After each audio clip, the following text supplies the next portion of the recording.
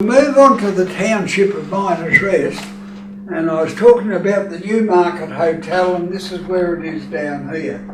This is Howe Street,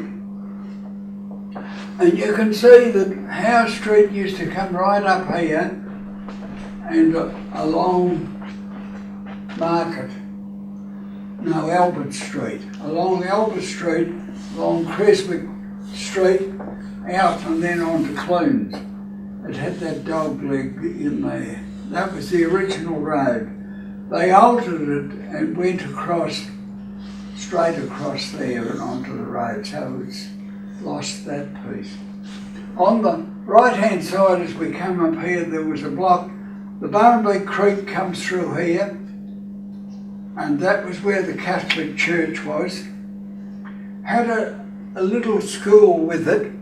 They used the same building, but it never went for long, only about 2 or 3 years, and they couldn't get grants to pay the teacher, so they closed that and they went to the school up here.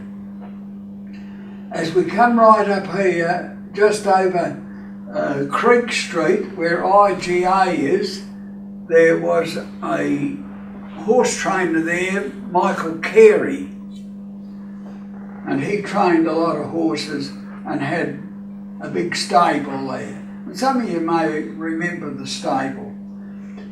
Up here on the corner was the Derby Hotel, and it was run by William and Mary Tate for quite a number of years. All this area is where the shops were. On the corner, Edwards had a blacksmith shop. Where the tavern is now was a store, and then next to that was Blenner Hassett's, and they had the post office and store. The hall that we're in today wasn't built until 1888, although the land was there. They never built the hall until 1888. Down along this street was the baker, the butcher, and quite a few shops. Charles Little had a big store just in here on this Lion Street. Around the corner here, opposite next to the fire station, was Kerr had a block. Now, Kerr, he was a prominent bloke up on Gilly Street, and I believe he presented the church with a block of land. They built the Presbyterian church, and that's where it was there. Over from the fire station was a school, and that was run by the Wesleyan Church. Had a school with the church, a little wooden building, and in 1876 they built the state school, which is over here, and that became a private school, and they called it the Wesleyan Boarding School, and they took in boarders. One of the recently we done a trip to Canberra, to the War Museum, and in the War Museum there's a painting of the Meehan Gates. And the Meehan Gates are in, I think it's Belgium, and they're at the entrance into the memorial cemetery there where the soldiers are buried. And it was painted by William Longstaff. And the Longstaffs were famous painters. His cousin John went to this school opposite the fire station, and he became world-known painter, and he painted the Meehan Gates.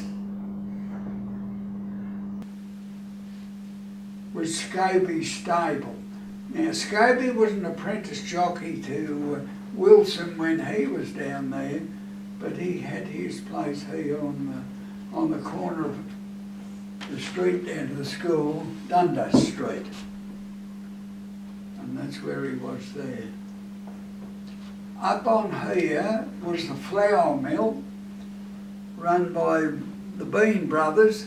It was originally run by Munros, and old Munro was a miller come out, and his son Duncan was a carpenter, and he built the flour mill for his father, and then his father eventually sold it to Bean brothers.